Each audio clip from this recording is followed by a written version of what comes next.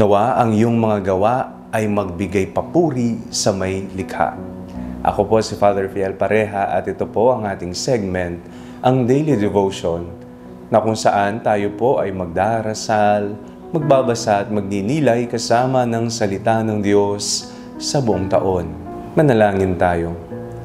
Sa ngalan ng Ama, ng Anak at ng Espiritu Santo. Amen.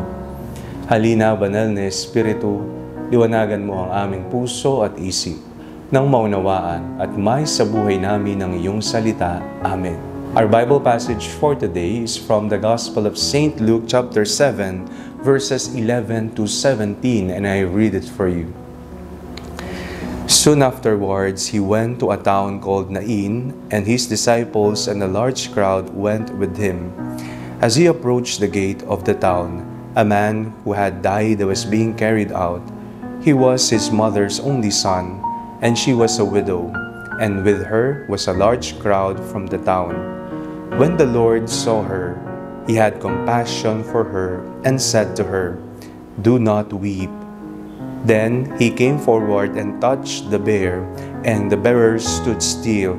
And he said, "Young man, I say to you, rise." The dead man sat up and began to speak, and Jesus gave him to his mother. Fear seized all of them, and they glorified God, saying, "A great prophet has risen among us, and God has looked favorably on his people." This word about him spread throughout Judea and all the surrounding country. Kayo po ba ay pinapurihan na? Kayo po ba ay nakatanggap ng mga compliments dahil sa mga magagandang gawa mo, sa galing mo, sa husay mo sa trabaho, sa eskwelahan, o kung nasaan ka pa man? Ang papuri ng taong ibinibigay sa kanyang kapwa-tao ay magiging walang kabuluhan kung ito ay papasok sa ulo at sa puso ng tao at hindi ito dinedirekta sa Panginoon na may bigay ng tunay na biyaya at talento. Ang ating pong binasang ebanghelyo sa araw na ito ay nagbibigay patunay sa atin na ang mga gawa, ito man ay kamangha-mangha, ay kailangang bumalik sa may likha. Siya na nagbigay sa atin ng mga talento at mga kinakailangan natin para maisagawa ang mga plano natin sa buhay o mga proyekto sa ating pang-araw-araw na pamumuhay.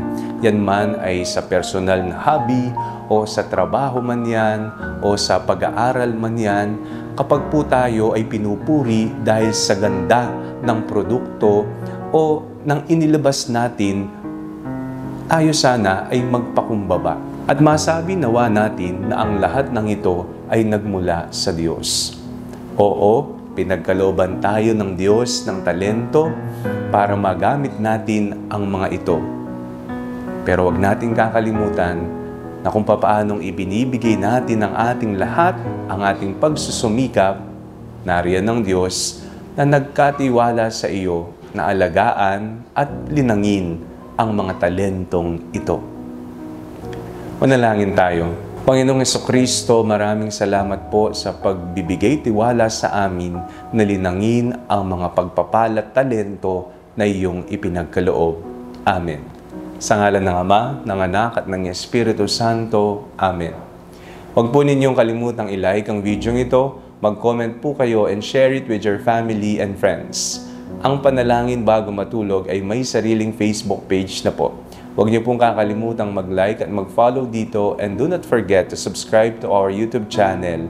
I-click niyo lamang po ang link na nasa description ng video ito o kaya naman po i-just search Father Fiel Pareha. At kung nais niyo pong maging updated sa ating pagpapahayag, you can join our broadcast channel dito po sa ating Facebook page. O kaya naman po sa ating bulletin board sa TikTok app. God bless you po.